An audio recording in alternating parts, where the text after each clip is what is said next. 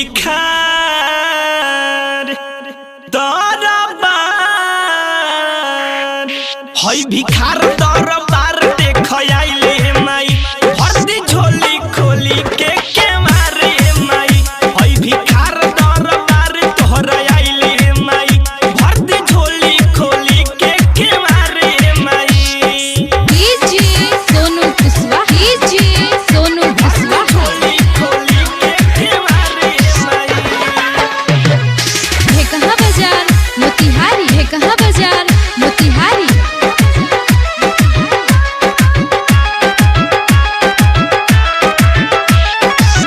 दरअसल अखियाई कब से तरसता भोरही से एक ओड़ी दिखते रहता।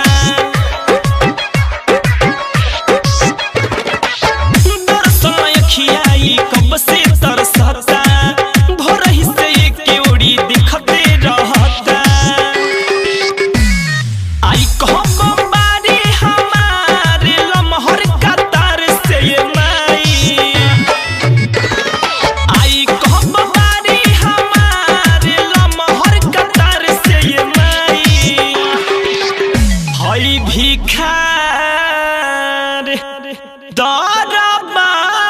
दरबार हई भिखार दरबार तोहरा आइले माई भर्ती झोली खोली के मारे माई हई भिखार दरबार तोहरा आइले माई भर्ती झोली खोली के मारे माई।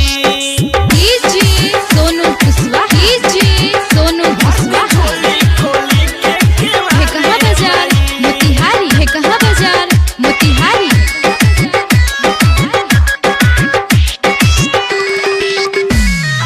करिले पुकार सुनी अर्जी हमार हो दिव्यम सुनी के घरे आई एक बार हो।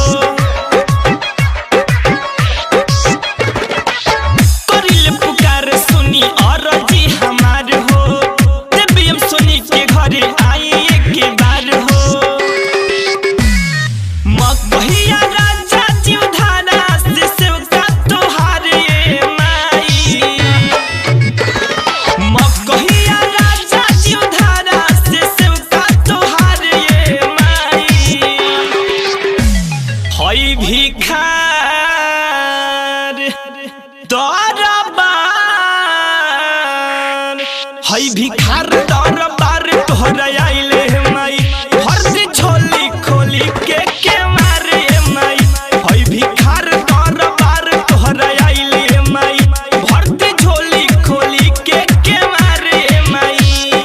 सुनीला महिमा तोहार बाया परम पारे माई दहई भिखार